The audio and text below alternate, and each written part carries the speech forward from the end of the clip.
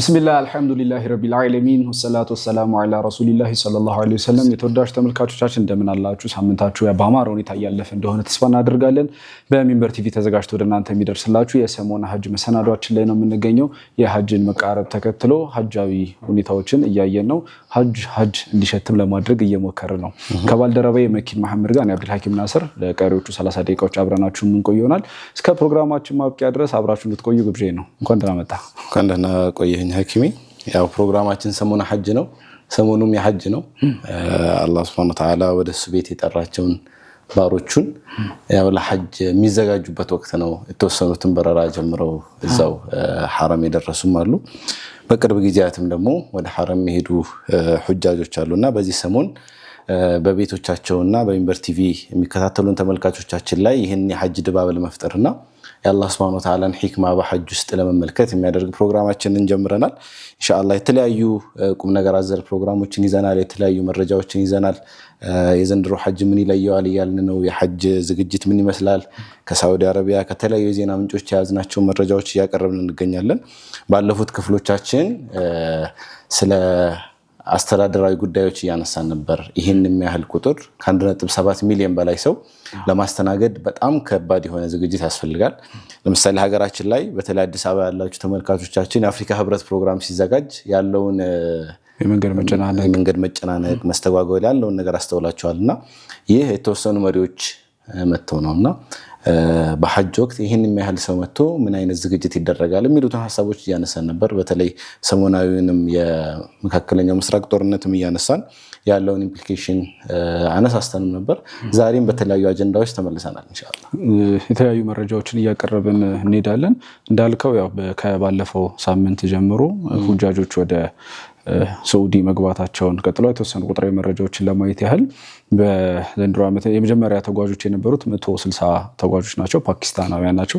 ከዛ በማስከተል የተለያዩ ሀገራቶች ሄደዋል። ከነዚህ መሃል ከፓኪስታን በመከተል ህንድ፣ ኢንዶኔዥያ እና ባንግላዴሽ ሁጃጆችን በመላክ ቀዳሚዎች ናቸው። እስካሁን 51 በረራዎችን በማድረግ 20533 ሰዎችን ወደ ሁጃጅ ስቱዲዮ እስከገባንበት ሰዓት ድረስ የላከው ትልቁን ጉዞ የያዙት ባንግላዴሻውያን ናቸው። ሌላም አንድ አሳዛኝ መረጃም አለን። አንድ የ75 ዓመት አዛውንት ሀጅ በሄዱበት ህይወታቸው ሊያልፍ ችሏል። ከዚህ በፊት የተለያዩ ገጠመኞች እንደነበሩ ምን አነሳሳ ይሆናል ኢንሻአላህ። ከዛ ጋር በተያያዘ ወደ 20553 የሚደርሱ ሁጃጆችን የላከችው ባንግላዴሽ ሆናለች። ሌሎቹም ተራ በተራ እየሄዱ ነው። የኛም ሀገር ሁጃጆች በቅርቡ ይሄዳሉ የሚል ግምት ይኖረናል ኢንሻአላህ። ከዛ ውጪ ሲኬድ ወደ ሀጅ የተለያዩ ሁነቶች ይኖራሉ አይደል? እንዴት ነበር የሚሄዱት ከዚህ በፊት የነበረው በቀደም ሁኔታዎች ምናምን የሚል የተወሰኑ ሁኔታዎችን ለማየት ሞክረን ነበር ከቀረጻ በፊት። ከነዛ ውስጥ ለምሳሌ እነ ሶሪያ፣ ደማስቆ አካባቢ ተሰብስበው ኢጂፕት፣ ኢራቅ ያሉ ከኩፋ ለትራቭል እንዲመቻቸው ልክ ይሄ ካራቫን ተብሎ የንግድ ቅፍለቶች እንደሚሄዱት አሉ አይደል? አንድ ቦታ ላይ ተሰብስበው በብዛት ወደዛ ይሄዱ እንደነበር መረጃ ያሳየናል። አንተ ጋር ምን አለ? አሁን ያነሳቸው እንትኖች ሞር የኤር ትራንስፖርቱ ከመኖሩ በፊት ያው አሁን ላይ ትኬት ቆርጣለህ ትበራለህ ነው አይደለ? ይህ ከመምጣቱ በፊት ያሉትን በተለይ 20ኛው ሴንቸሪ ላይ ብዙ ራቅ ብለን ሳንሄድ ማለት ነው የዛሬ 100 ዓመት አካባቢ ያለውን ሁኔታ ስናየው አንተ ባነሳው መልኩ 3 ቦታዎች ነበሩ አይደለ? ካይሮ ላይ ያለ የሚነሳ ቅፍለት አለ፣ ከደማስቆ ላይ አለ፣ ኢራቅ ላይ ደግሞ አለና እነዚህ 3 ወደዚህ ቦታ ነው ሰው ሲሄድ የነበረው። እዛ ቦታ ላይ ተሰባስበው ሐታ በጊዜ የነበሩ ኸሊፋዎች ጥበቃ ያደርጉ ነበር ነው የሚያሳየው መረጃዎቹና በረጅም በሺ የሚቆጠሩ ሰዎች እነዚህ ቦታዎች ላይ ተሰባስበው ጥበቃዎች ኑሮ ብዙ ነገር ያጋጠማል መንገድ ላይና ከነዛ መልኩ ተጠብቀው ወደ ሀጅ የሚሄዱበት ነበር። የዘንድሮ ግን ከዛ በተቃራኒ ብናነጻጽረው ከዚህ ጋር ቅድመ ዝግጅት ነበረ በጣም። ለምሳሌ የሁጃጆች ምዝገባ ቀደም ተብሎ አይደል ያለቀው። ሀገራችንን ኮንቴክስት ፍላይቶቹ ቡክ ተደርገዋል። እንደውም ያገኘሁት መረጃ እንደሚያሳየው 3.1 ሚሊዮን ሲት ሪዘርቭ ተደርጓል ነው ፕሌን ማለት ነው። 3.1 ሚሊዮን ሲት ለሁጃጆች በ12000 ፍላይት ሪዘርቭ ተደርጓል ነው። ይህ ማለት ምን ማለት ነው?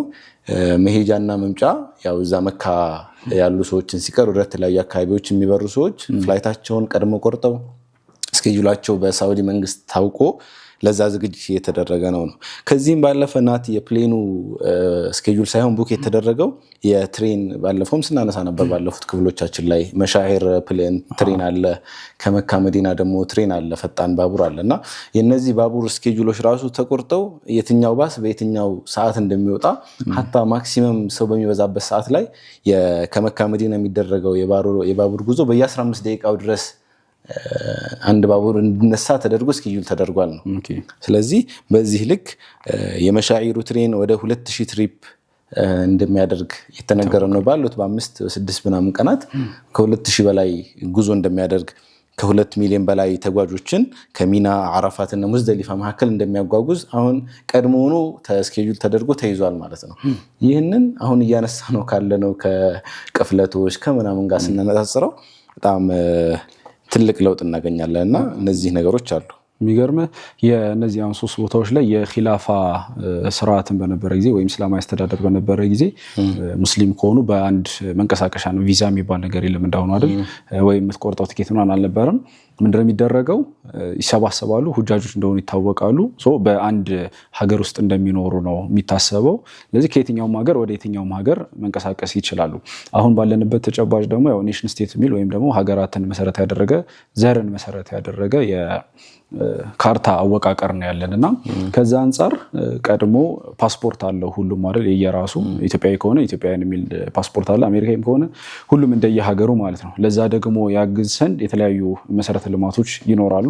ከነዚህ ውስጥ አንተ ያነሳው የባቡሩ በሰዓት 300 ኪሎ ሜትሮችን የሚጓዝ ባቡር ነው። አንተም እንዳነሳው 15 ደቂቃው ሰዎች ይነሳሉና ወደ ድሮ የካራቫን ዘመን ወይም ደግሞ በግመል ሊንቀሳቀሱ የነበሩ የቅፍለቶች ዘመን ላይ የነበረ ክስተት። ለምሳሌ እንዴት ነው ሙቀቱን ማኔጅ የሚያደርጉት ምናምን ብለን ሀሳብ ይመጣብሃል አይደል? አሁን የሀገራት አወቃቀር ነው ብለን አነሳን። ፓስፖርት ይኖራል ምናምን፣ ከዛ ፕሌን ውስጥ ኤሲ ይኖራል በተለያየ መንገድ እና በትራዲሽናል ብለው ባህላዊ መንገድ ነውና ውሃ ይዘው ውሃቸውን ይሄ ምንድነው የሚባለው አንገቱ ላይ ጠበብ ያለ ብዙ ጊዜ ፊልሞች ላይ ቅርበት በቅርበት ይዘው በሱ ነበር እያቀዘቀዙ የሚሄዱት። በዘንድሮ ግን የሀጅ ጊዜ ለየት ባለ መልኩ የቀዝቃዛ መንገድ ቴክኖሎጂን ሳውዲ አስተዋውቃለች። ይህ ምንድነው የሚደረገው? ክሪስታላይን የሚባል ንጥረ ነገር ይኖራል። እሱን ነጭ ነው እና በየመንገዱ ላይ ይቀቡታል እና ፀሐይ እንዳያስተላልፍ ያደርጋል። ሁጃጆች በተለይ ደግሞ በእግራቸው ላይ የማቃጠል እንደዚህ የሚኖሩ ስሜቶችን እንዲቀንስና ሙቀቱን ከ15 ዲግሪ ሴልሺየስ እስከ 20 ዲግሪ ሴልሺየስ ድረስ ዝቅ አድርጎት እንዲያንቀሳቀስ የሚያደርግ መረጃም የሳውዲ የሀጅና ኡምራ ሚኒስቴር ለቆ ነበር። ይህ እኮ የተናገርከው ንጥረ ነገርና የመንገዱ ፕሮጀክት በጣም የሚለየው ነገር ሙቀቱን ከመቀነሱም በተጨማሪ ጀስት ኢማጂን አድርገው አንድ መሬቱ አሁን ላይ እኛ ሀገር የለመድነው መሬት አስፓልት ሊሆን ይችላል ወር መሰል ነገር ሊሆን ይችላል። የሳውዲ ግን ያለው መንገዱ እያንዳንዱ መሬት በጣም ደረቅ ነው እና ሁጃጆች ከሚገጥማቸው ትልቁ ህመም መካከል ሐጅ ወቅት ላይ የእግር መቁሰል ነው። በቃ እየተራመድክ ኖርማል መንገድ ላይ ስትራመድና ደረቅ የሆነ መሬት ላይ ስትራመድ የተለያየ ፊሊንግ አለው።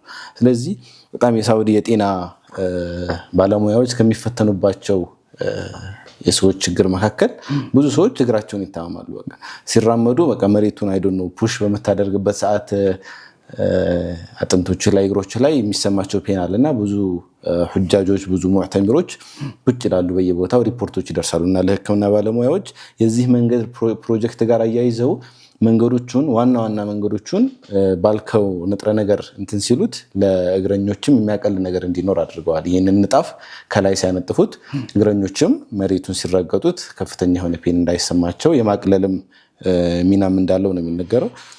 እነዚህ በጀመራት ሚና ላይ ወደ ጀመራት እንዲሁም ወደ ሚና በሚወስዱ መንገዶች ላይ ጭምር ሳይቀር መዘርጋታቸውን የሳውዲ ትራንስፖርት ሚኒስትርም ማስታወቅ ነው። አብረ ላይ ያይዝልብ ይሄ ነው ትክክል። ስለዚህ አሁን ይህ ወደዚህ የደረስንበት ከየት ተነስተን ነው ካል አንድ ያላመንኩት መረጃ ራሱ አግኝቼ ነበር። ሐጅ ለማድረግ አንድ ሰው ከቤቱ ተነስቶ ስንት ጊዜ ይፈጅበታል ሲባል የሰማ ይመስላል? በርቀት ማለት ነው። አይ ስንት ጊዜ ይፈጅበታል? ምን ያህል ጊዜ ይፈጅበታል? ከሳውዝ ኢስት ኤዥያ ወይም ደግሞ ከዌስት አፍሪካ የሚነሱ ሰዎች ይህን ያህል ጊዜ ይፈጅባቸዋል የሚል መረጃ አገኘሁና ከአንተ ማጋነን አንጻር 6 ወር ስድስት ወርማ ሀገራችን ላይ ያሉ ብዙ ሰዎች የሰማነው መረጃ ነው። ይህ መረጃ የሚያሳየው የ10 ዓመት ጆርኒ ነው ብሎ ይናገራል። ከሚያጠራቅሙበት ጊዜ ጀምሮ ከሆነ ሊሆን ይችላል። እሺ ለሐጅ መንገድ ከጀመሩበት ጊዜ ጀምሮ ከአንዳንድ ዌስት አፍሪካ ሀገራትና ከሳውዝ ኢስት ኤዥያ ሀገራቶች ላይ የሚያደርጉት ጉዞ 10 ዓመት ይፈጃል። እንዴት ነው ይሄ 10 ዓመት የሚፈጀው ሲባል ያው በአሁኑ ጊዜ አይደለም ትንሽ ቀደም ብሎ ነውና ሰዎች ምንድነው የሚያደርጉት ከዚህ እዛ ከዌስት አፍሪካ ኢማጂን ጠረፍ ነው ወይም ደግሞ ኤዥያ በጣም ጠረፍ ነውና ከዛ ቦታ ተነስተው ወደ እንትን መድረስ ቢያንስ 6 ወር ዓመት ሊደርሱ ይችሉ ነበር ጉዞ ቢሆን ግን ያላቸው ስንቅ ያላቸው ገንዘብ በቂ አይደለም ለዛ። ስለዚህ ምንድነው የሚያደርጉት ይጓዛሉ ባላቸው ሀገር አንድ ሀገር ለምሳሌ ከኒጀር ወይ ቡርኪና ፋሶ ተነሱ ካል ከቡርኪና ፋሶ ተነስተው የሆነ ሞሮኮ ሲደርሱ ይቆዩና እዛ ትንሽ ይሰራሉ ይከስባሉ ይኖራሉ ገንዘብ ትንሽ ያዝ ያደርጋሉ ከዛ ይጓዛሉ ወደ አልጄሪያ በለው ወደ ሆነ ሀገር ከዛ በዛም የሆነ ያህል ጊዜ ያርፋሉ ትንሽ ገንዘብ ትራንስፖርትና ስንቅ የሚችሉትን ያህል ይሄዳሉ ከዛ ይኖሩና ትንሽ ይሰራሉ ከዛ ስንቅ ትራንስፖርት ይዙና ቀጣይ ሀገር ይሄዳሉ ከዛ እዛም ቦታ ላይ ሰው የተሰበሰበ ቦታ ሲያገኙ ስትጥቃ ያላቸው ስንቅ ከዚህ እንደማያሳልፋቸው ባወቁ ጊዜ ቆም ይላሉ እዛ ትንሽ ይከስባሉ ያው ሙስሊሞች በከስብ አይታሙም አይደል ከምንም ተነስተው ብዙ ነገር መስራት የቻሉ ናቸውና እንደዚህ ያደረገባቸው ከቤታቸው ከተነሱ በ10 ዓመት ወደ አላህ ቤት ወደ ተናፈቀው ስፍራ የሚደርሱ ሁጃጆች እንዳሉ በጣም ገረመኝና በአትሞስ 6 ወር ነው የምንሰማው መረጃ 6 ወር ይፈጅባቸዋል ተነስተው ምናምን እንላለን ግን በዚህ ልክ ሰው መስዋዕትነት ከፍሎ ይረዳው ነበር በቃ ሐጅ ሲባል አስዋል አንተ ስንት ነገር አሳልፈ በህይወትህ በቃ እንትን ብለህ ስመጣ ጽድት ብለህ ስመጣ ለምሳሌ ዋይት ቦርድ በለው ብላክ ቦርድ ብዙ ነገር ከጻፍኩበት በኋላ እኮ ልታጠፋው ትችላለህ ግን የሆነ ነገር ታይበታለህ የቀረ ነገር ይኖራል በቃ ያልጠፋ በዳስተሩም በለው በማጥፊያውም ያልጠፋ ነገሮች ታይበታለህ ሐጅ ግን እንደዛ አይደለም የሚለየው ነገር እኮ ይሄ ነው ንጽት ነው የምትለው ነጭ ልብስ በቃ አሁን ይህ ነጭ ልብስ ነው ሲቆሽሽ ቆሻሻው ቶሎ ይታያል ሲጸዳ ደግሞ ይጸዳል ነው ስለዚህ ይህንን ፈድል እንደ አዲስ የመወለድን ትልቅነት በቃ ወንጀልን ሙሉ የመማር ገብቷቸዋል እንጂ አልገባንም ብዬ አስባለሁ እንጂ አሁን ስንት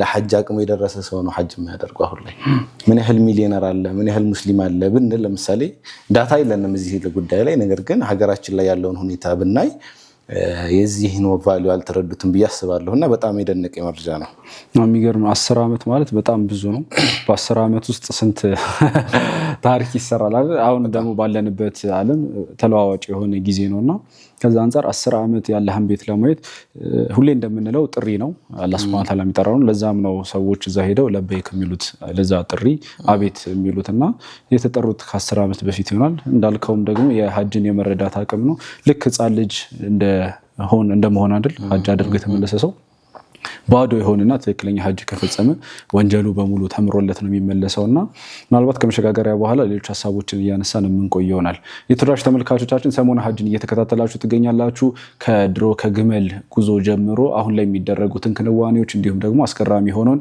የ10 ዓመት የሚፈጀውን ጉዞ አብረን እየዳሰስን እንገኛለን እስከ ፕሮግራማችን ማብቂያ አብራችሁን እንድትቆዩ ግብዣችን ነው ከመሸጋገሪያ በኋላ እንመለሳለን አብራችሁን ቆዩ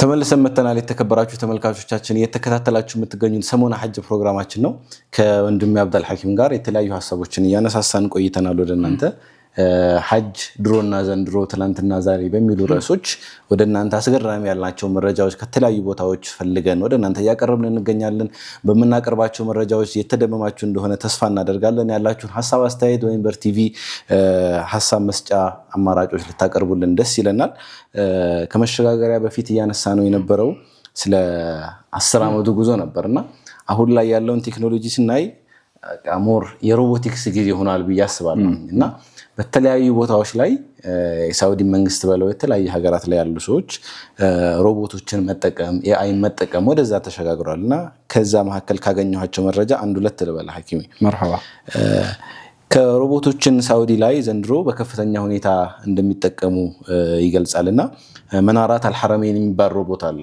ይህ ሮቦት ከ20 በላይ ቋንቋ ይናገራልና ዝም ብለህ ወደ ሐረም እየገባህ ምናምን ልታገኘው ትችላለህ በር ላይ ሆኖ ከዛ ትጠይቀዋለህ። ጧፍ ስንት ጧፍ ነው ትለዋለህ። በአማርኛ ሊሆን ይችላል አይዶና የሚደረገው ማለት ነው። ጧፍ ስንት ጊዜ ነው የሚደረገው ወይም ደግሞ እንዴት ነው ጧፍ የሚደረገው ትለዋለህ። ይህ ሮቦት በጣም ብዙ የሆኑ መረጃዎች፣ ፈትዋዎች፣ ኢስላሚክ ትምህርቶች ፊት ተደርጓል ወይም ሰልጥኗል በነዛ ዳታዎች እና ለምትጠይቀው ጥያቄ ከአርቲፊሻል ኢንቴሊጀንስ ቻትጂፒቲ እንደምትጠይቀው አለ አይደለ መልስ ይሰጥሃል። አይ አሁንማ የምታደርገው ከዚህ ትጀምርና 7 ትዞራለህ ብሎ ፕሮግራም በተደረጉበት በ20 ቋንቋዎቹ ለሁጃጆች በተለያየ ቦታዎች ይገኛልና ለነዚህ ሰዎች መረጃ ይሰጣል፣ ፈትዋ ይሰጣል። ኢንኬዝ ከአቅሙ በላይ የሆነ ፈትዋ ከገጠመው እዛው ቪዲዮ ኮል ይደውላል አሉ። ለተቀመጡ አድሬሶች አሉ፣ መሻይኾች አሉ፣ ቪዲዮ ኮል ደውሎ ሊያገናኝህ ይችላል ማለት ነው። ስለዚህ ይህ በዛ ሁጃጆች የሚገጥማቸውን ኮምፕሌክሲቲ ጥያቄዎችን የሚፈታበት መንገድ ነው። ከነዚህ ሮቦቶች በተጨማሪ ሳኒቴሽን የሚጠብቁ ሮቦቶች አሉ። የንጽህና የሚጠብቁ በተለያዩ ቦታዎች ለምሳሌ ሳኒታይዘር ሊሆን ይችላል፣ የተለያዩ ጨረሮችን በመልቀቅ ሊሆን ይችላል። ቦታዎችን የሚያጸዱ ሰዎችም ጋር ኢንተራክት የሚያደርጉ የተለያዩ ሮቦቶች እንዳሉም ተገልጿል። ከዚህም በተጨማሪ የሰዎቹን ፍሎ የሚቆጣጠሩ ሮቦቶችም አሉ። ስለ በሰዎች መካከል ይጓዛሉ። እነዚህ ሮቦቶች ሲጓዙ ደግሞ እንደ ሰልፍ ድራይቪንግ ካር ነገር ነው የተገጠመላቸው ቴክኖሎጂ። ለምሳሌ አሁን ላይ በራሱ የሚነዳ መኪና አለ አይደለ? ሹፌር ሳያስፈልገው በራሱ የሚንቀሳቀሱ መኪናዎች በተለይ የምስራቅና ምዕራብ ቻይናን ብለው አሜሪካ በሰፊ ሁኔታ እየተስተዋሉ ነው። እና እነዚህ ሮቦቶችም እንደዛ ናቸው። ማንም እየመራቸው ምናምን የሆነ ነገር ይዞ እየመራቸው አይደለም። ኢዝሊ በሁጃጆቹ መካከል ፔኔትሬት እያደረጉ የተሽለኮለኩ ያለውን ፍሎ በዚህ በኩል ያለው በጣም ጭንንቅ አለ የመንገድ የሚለውን መረጃ የሚልኩት እነሱ ናቸው። ባለፉት ክፍሎቻችን ላይ ይህንን መረጃ አንስተነው ነበር አይደለ? ያለው አውቶሜሽን እዛ ጋር የትኛው መንገድ ተጨናንቋል፣ የትኛው መንገድ ደግሞ ትንሽ ሰው አለበት የሚለውን ዳታ አናላይዝ ከተደረገ በኋላ ይህ መረጃ ለሁጃጆች እንዲደርስ የሚደረግበት አማራጭ እንዳለ አይተናል። ዋነኛ ሚና የሚጫወቱት እነዚህ ሮቦቶች እንደሆነ ለማየት ሞክሬያለሁ። እንዳልከው 3 አይነት ከለሮችን ያዘጋጃል። ይሄ በተለይ ከመንገድ መጨናነቅ ጋር በተያያዘ የሚያሳዩ 3 አይነት ምልክቶች አሉ። የከለሮች ልክ እንደ መኪና መብራት ማለት ነው። መኪና መቆም ሲኖርበት ያስቆማል፣ ያስኬዳል አይደል? በተመሳሳይ መልኩ የሚፈለገው ቁጥር ሀረም ዙሪያ የሚፈለገውን ቁጥር ይታወቃል። ስለዚህ ያንን ያህል ሰው ቁጥሮች መኖራቸውን ሴንስ ሲያደርግ እነዛ ምልክቶች ያሳያል ማለት ነው። ከዛ በ3 አይነት መልክ አንደኛ ትንሽ መሆኑን፣ ከዛ ሁለተኛ በቂ ቁጥር መሆኑን፣ ሶስተኛ ደግሞ የተጨናነቀ እንደሆነና ከዚህ በላይ ሰው ማስተናገድ እንደማይችል የሚያሳይ ነው። በተለይም አርቲፊሻል ኢንተለጀንስ ከባለፈው ዓመት የሀጅ ጉዞ ጀምሮ የሰው ሰራሽ አስተውሎን በስፋት እየተጠቀሙት እያየን ነው። የዘምዘም ውሃ እንኳን ተደራሽ እንዲሆን ለማድረግ የተለያዩ የሮቦቲክ ሲስተሞችን እየተጠቀሙ ራሱ የሚያንቀሳቅስ ማለት ነው። ራሱ እየተንቀሳቀሰ የተለያየ መልኩ ለሁጃጆች የሚያደርስበትን መንገድ አለ። ከዛ ውጪ ትንሽ ሙቀት ላይ ልቆይ፣ ሙቀት ላይ ስለማልችል ሙቀት ይከብደኛል እና የማስበው እሱን ነውና የተያያዙ መረጃዎችን እያየው ነበር። ከኤአይ ጋር በተለይ የተያያዘ ግዙፍ የውሃ መርጫዎችን አስቀምጠዋል። በተለይ አረፋ ላይ፣ ሚና ላይ፣ ሙዝደሊፋ ላይ የሰዎች በአንድ ጊዜ ላይ በርከት ያሉ ሰዎች መሰብሰባቸው ሙሉ ሁጃጆች እንደሚታወቀው አረፋ ላይ በተመሳሳይ ወቅት አይደለም የሚቆሙት፣ ተመሳሳይ ሰዓት ላይ ማለት ነው ጀማ አድርገው ይሰግዳሉ። ዞርና ስርን መግሪብና ኢሻንም በዛ መሀል ባለው ቦታ ላይ ይቆማሉና ምንድነው የሚደረገው? ያንን እንትኖች ይኖራሉ፣ ውሃ የሚረጩ ሮቦቶች ሙቀቱን ለመቆጣጠር ያግዝ ዘንድ ማለት ነው። ቅድም ካልነው ክሪስታሉ በተጨማሪ ይሄ ምድር የሚያደርገው ሴንስ ያደርጋል ምን ያህል ዲግሪ ሴልሺየስ አለ። እስከ 70 የሚደርስበት ወቅት ይኖራል ሙቀቱ ማለት ነውና ከዛ ጋር በተያያዘ ሴንስ እያደረገ ውሃ የመርጨት ሁኔታ ያካሂዳል።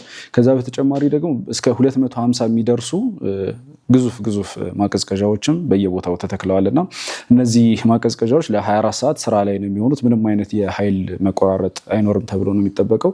ኃይል መቆራረጥ እንኳን የሚከሰት ቢሆን በደቂቃዎች ውስጥ ሴንስ የሚያደርግ ወይም ደግሞ ለዋና ማሰራጫ ጣቢያው መረጃ የሚልክ ሌላ የኤአይ ቴክኖሎጂ አብሮታልና በስፋት በተለይ ቴክኖሎጂ ህይወትን ማቅለል ነው ትልቁ አላማውና ሁጃጆችንም እንደሚታወቀው ቪአይፒም መስተንግዶች አሉና የተለያዩ ለማድረግ የተለያዩ ጥረት በተለይም 2030 የሳውዲ ፕሮጀክት ጋር ተያይዞ ዋነኛ የቱሪዝም ማዕከል ይሆናል ብላ የምታምነው የሀጅን ቦታ በመሆኑ የተነሳ ከዛ ጋር የተያዙ አርቲፊሻል ኢንተለጀንስ የሚሆን ሰው ሰራሽም እንዳነሳናቸው ከ60 ሺህ በላይ የሚደርሱ ጽዳት ለመጠበቅ ብቻ የተመደቡ ሰዎች አሉ። ከዛ ውጭ ደግሞ አንተም እንዳነሳው ሮቦቶች ይኖራሉ።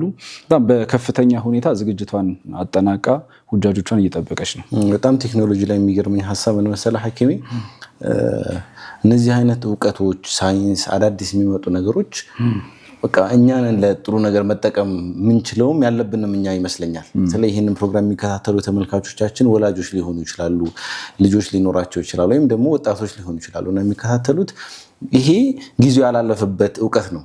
ስለዚህ በብዙ ነገሮች ሙስሊሞች ወደ ኋላ ቀርተናል ልንል እንችላለን። ለምሳሌ ግን ይህ የኤአይ የቴክኖሎጂ እነዚህ አይነት የአዳዲስ የሳይንስ መፍትሄዎች ጊዜያቸው ገና አሁን ነው። ለኮምፒቲሽን ኦልሬዲ አንዱ ሰው ቀደም ብሎ አንዱ ሰው አባን ምናምን ሰጥቶ አይደለም። ማንም ወደፊት የተጠጋ ወደ ኋላ የተጠጋ አካል የለም ማለት እንችላለን። በጣም በትንሽ ጊዜ እየተቀያየረ ስለሆነና ልጆቻቸው ይሄንን ነገር ይሄን እውቀት እንዲሰንቁ ቢያደርጉ ወይም ደግሞ ወጣቶች ከሆኑ ይሄንን ነገር ቢማሩ እያየን ነው ምን ያህል ለኸይር ነገር እንደሚውል፣ ምን ያህል የሙስሊሞችን ነገር እንደሚያቀል፣ ምን ያህል የሰው ልጆችን ህይወት እንደሚያቀል እያየን ነውና ይህን እውቀት በተለይ ሙስሊም መማር ማስተማርና ለዚህ ትልቅ ቦታ መስጠት እንዳለበት አስባለሁና ይሄንንም እንዳደራ ባስተላልፍ ደስ ይለኛል። ምናልባት እንደ እንትንም እኮ ልትይቻ እንደ አምልኮ እንደ አንድ የአምልኮ ተግባር የሆነ ሰው ምናልባት የሚችለው ዘርፉ የቴክኖሎጂ ነክ ይሁንና እነዛ ሰው አሁን ይሄንን የሚያሰሩ ያሉ ወንድም እህቶች እዚህ ቴክኖሎጂ ላይ ማለት ነው የሰው ሰራሽ አስተውሎቱንም ያበለጸጉ የተለያዩ ሶፍትዌሮችን ሮቦቶችንም የሰሩትም ወንድም እህቶች ሊሆኑ ይችላሉ። ምን ያህል አንድ ከአባ ፊት ሆኖ ለአላህ የሚያለቅስ ለአላህ የሚዋደቅ አንድ ወንድም ወይ እህት ባለችበት ቦታ ላይ የእሱን ህይወት ለማቅለል ይህንን ቴክኖሎጂ መስራት የአንድ ሙስሊም ወንድሙን ሀጃ ላይ ቆመ አላህ በሱ ሀጃ ላይ ቆመለት የለም። ከዛም አንፃር ስናየው ትልቅ እንትን መፍትሄ ነው። ትልቅ ሰዎች አበርክቶ ነው ምድር ላይ ለማሳመር ነው የመጣ ነው አይደል? አንዱ ማሳመሪያ መንገድ ደግሞ የዘመናችን በተለይ ቴክኖሎጂ ነው ብለን እናምናለን። ከዛ ጋር በተያያዘ በርቱ ለማለት እንወዳለን። እዚህ ጋር ደግሞ አንድ ሌላ ነገር እናንሳና በጣም እዚህ ላይ ስለሚገናኝ ብዬ ነው ሳውዲ ላይ ካሉት ቴክኖሎጂዎች መካከል ሁጃጆችን ጤና የሚከታተሉባቸው እጃቸው ላይ የምትደረግ ሰዓት የምትመስል ነገር አለች እና ቅድም ያነሳነው ባለፈው ክፍሎች ያነሳናቸው አሉ የኑሱክ ካርድ ጋር የተያያዘ ነው እና ይህ ካርድ ምንድነው እዛ መካ ወይም ደግሞ እነዚህ ሳውዲ ላይ ከገባ በኋላ የተወሰነ ጤና እክል ገጥሞት ወደ ጤና ጣቢያዎች ከሄደ እችን ካርድ ያደርጉለታል። በዚች ካርድ ኦፊሳቸው ሆኖ የዚህን ሰውዬ ሁኔታ መከታተል ይችላሉ። የልብ ምቱን፣ የደም ግፊቱን፣ ያለውን አጠቃላይ የጤናውን ሁኔታ የሚያሳስብ ደረጃ ላይ ከደረሰ ምልክት ይሰጣቸዋል። እዛ ኮንትሮል እንትን ውስጥ ነው። የዚህ ሰው አንድ መጥቶ ለምሳሌ የልብ ድካም ሊሆን ይችላል የሆነ ህመም አሞት ወደ ጤና ጣቢያዎች መጥቷል እና ከወጣ በኋላ ይህን ነገር በትክክል ለመከታተል የሆነ ነገር እንዳይገጥመው ለምሳሌ ብቻውን ሆኖ የሆነ ኢሹ ከገጠመው ትልቅ ችግር ስለሚሆን ይህችን እጁ ላይ ያጠልቁለታል እና ከዛ ይሄ ሰው የሆነ አጋጣሚ ላይ ብቻውን ሆኖ ሊሆን ይችላል ወይም ከተነሳበት ህመሙ ኖቲፋይ ያደርጋቸዋል። አሁን ይሄ ሰው በዚህ ቴክኖሎጂ ምክንያት ሲድን፣ በዚህ ቴክኖሎጂ ምክንያት ሰው ሲደርስለት፣ በዚህ ቴክኖሎጂ ምክንያት ከሐጁ ሳይስተጓጎል ሲቀር ይህንን የፈጠሩ ሰዎች ይህንን የሰውን ህይወት ያቀለሉ ሰዎች ያንድን ሙስሊም ኩርባ ያስወገዱ ሰዎች አላህ Subhanahu Wa Ta'ala በአኺራ የነሱን ችግር ያስወግድላቸዋል እና ረሱል ሰለላሁ ዐለይሂ ወሰለም ያሉት እነዚህ የሰው ልጅ ችግር መፍታት የኛ ስራ ነው ብዬ አስባለሁ። ችግር መፍታት ነው የሙስሊሞች ስራ። አይ ቲንክ ችግሮችን መፍታት ነው። ሙስሊሞችን ብለው ያጠቃላይ ሰው ልጅ በጥሩ ሁኔታ እንዲኖር ማድረግ የኛ ተልእኮ ነው ብዬ አስባለሁ። ህይወትን ማቅለል የኛ ራዕያችን ነው ብዬ አስባለሁ። ስለዚህ not only ቴክኖሎጂ ላይ ብቻ ላይሆን ይችላል። በተለያዩ ምሳሌ ኢንጂነሪንግ ትልቁ ችግር ፈቺ ዓለም ላይ ኢንጂነሪንግ ነው ታውቃለህ። ኢንጂነሪንግ ኢት ኦል አባውት የሆነ ችግር አለ ያንን ችግር መፍታት ነው። ቴክኖሎጂም የኢንጂነሪንግ አንዱ አካል ነው ብዬ ስለማስብ ማለት ነው። ስለዚህ ያው እዚህ ክፍል ላይ በተለይ ተመልካቾቻችንን በጣም አደራ መስጠት ላይ አተኮርን። ነገር ግን በጣም ኢምፖርታንት ስለሆነ ብዬ አስባለሁ እና አደራ ወላጆችም ወጣቶችም ትንሽ እዚህ ነገር ላይ ጠንከር ብለን ብንሰራ ፍሬውንም በቅርብ እናየዋለን ብዬ አስባለሁ እና ይህ ከቴክኖሎጂዎቹ መካከል አንዱ ነው። ምናልባት የኢትዮጵያውያን ሁጃጆች ጋር በተለይ ከኡምራም ጋር በተያያዘ የሚነሱ አንዳንድ ክፍተቶች አሉ። እነዚህ ምንድናቸው? አሁን ኡምራ ሲኬድ በትራቭል ኤጀንሲዎች ምናምን ይኬዳልና የራሱ የሆነ ሪቫን ይኖረዋል፣ የራሱ የሚደረግ ነገር ይኖረዋልና ብዙ ጊዜ ኢትዮጵያውያን ሁጃጆች ያችን ነገር ለማድረግ ፈቃደኛ ሳይሆኑ ሲቀሩ ይስተዋላል። ወይም ኡምራ የሚያደርጉ የተለያዩና ምን ችግር ይፈጠራል? የቋንቋ ችግር አለ። አለ አይደል አሁን እንደውም እየተሻለ መጣና ወይም ዒልም ካለባቸው ወይም ቂራአት ምናምን ይበዛባቸው ከነበረው ቦታዎች ውጭ ያለው ማህበረሰብ ሙስሊሙ አረብኛ ነው የመናገር ክህሎቱ እየዳበረ መጣ እንጂ ስቲል ችግር ነው አይደል እንደ ኢትዮጵያውያን ቋንቋ ማለት ነውና ያንንም ተቸገረው ከዛ እጃቸው ላይ ቢያዘውን የኑሱ ካርዳይዙም ወይም ደግሞ መለየ የነሱ መሆኑን የመርሳት ነገር ይስተዋላልና ብዙ ጊዜ ማስተዋል ከሚኖሩብን ወይም ደግሞ መከታተል ከሚኖሩብን ተግባሮች አንዱ በተለይ አሁን ላይ ኑሱክ ነው አገልግሎት ላይ እየዋለ ያለው በስልካችን በአፕሊኬሽን ሊሆን ይችላል የሚሰጠንም ካርድ ሊሆን ይችላል እዛ ነገር ላይ ጥንቃቄ ማድረግ ጥሩ ነው ኡምራም ሲያደርጉ ያቺን ሪቫን ማድረግ ለራሱ ለሰውየው ጥቅም ነው የሚሆነውና የተለያዩ እክሎችን እንዲድን ያደርገዋል በአንድ ህመም ምክንያት እንደሚታወቀው በጣም በርካታ ቁጥር ነው የሚኖረው የተለያዩ ጊዜዎች በመገፋፋት ሰዎች ህይወታቸው ሲያልፍ አስተውለናል ከሙቀት መጨመር እንደዚሁ እና ዜግነት መለየት የሚከብድበት ሁኔታ ላይ ምናምን እንደዚህ ላለመድረስ የከፋ ሲሆን ማለት ነው በትንሹም ደግሞ የድንኳንህን ቁጥር አታየው ስትንከራተት ማለት ነው የሰው ሀገር ላይ ሆነ የድንኳን ቁጥር ጠፍቶ ምናምን ስትንከራተት ከዚህ አንፃር የተሰጡ ቴክኖሎጂዎችንም መመሪያዎችንም አብረው ደግሞ ከኢትዮጵያ እስልምና ጉዳዮች ጠቅላይ ምክር ቤትም ይህንን ጉዳይ ለማስተባበር የሚሄዱ ሁጃጆችም ይኖራሉ ከነሱ የሚሰጡትንም ምክሮች እንዲሁም መመሪያዎችንም መከተል ላይ ትኩረት ብንሰጥ የሚለውም የዛሬ መልእክታችን ነው ከዚህ ጋር በተያያዘ መመሪያ ከማክበር ጋር ከጊዜ ወደ ጊዜ የተሻሻለ እንደሄደ እናምናለን ተስፋም እናደርጋለን በተለይ ሀገራችን የሐጅም ሁኔታ ኢትዮጵያ እስልምና ጉዳዮች ጠቅላይ ምክር ቤትም እንደ ቀዳሚ ስራው ይዞ ይሄንን ስራ እየሰራ እንደሆነ እናስባለን እንደ ምክረ ሐሳብም ከተለያዩ ሀገራት ላይ ያሉ ልምዶችን ብንቀስም እንደ ኢትዮጵያውያን ቅድመ ስልጣናዎች ቢበዙ ቴክኖሎጂን ደግሞ በሰፊ ሁኔታ ብንጠቀም የተቀላጠፈ ሁጃጆች ሳይቸገሩ አሪፍ የሆነ የሐጅ ጊዜ እንደሚያሳልፉ ተስፋ እናደርጋለን የዛሬ ፕሮግራማችን እዚህ ላይ ለመቋጨት የተገደድን ይመስለኛል በርካታ ነገሮችን አንስተናል በዋናነት የሐጅን ምን ያህል ቦታ እንደነበረው ቀዲሞቹ ዘንድ ያለውን ነገር አይተናል በተለይ ከ10 ዓመቱ ታሪክ ጋር ያይዘን ወደሞ ወደ መጨረሻ አካባቢ የቴክኖሎጂን አስፈላጊነትም ለተመልካቾች እናነሳ ቆይተናል ተከበራችሁ ተመልካቾቻችን እነዚህን ሐሳቦች ወደ እናንተ ስናደርስ ቆይተናል ቁም ነገሮች እንዳገኛችሁ ተስፋ እናደርጋለን በሌሎች የሰሞነ ሐጅ ፕሮግራሞች እንመለሳለን መረጃዎች የተለያዩ ሐሳቦችን ወደ እናንተ ምናደርስ ይሆናል በሌሎች ፕሮግራሞች እስከምንገናኝ ድረስ ወሰላሙ አለይኩም ወራህመቱላሂ ወበረካቱ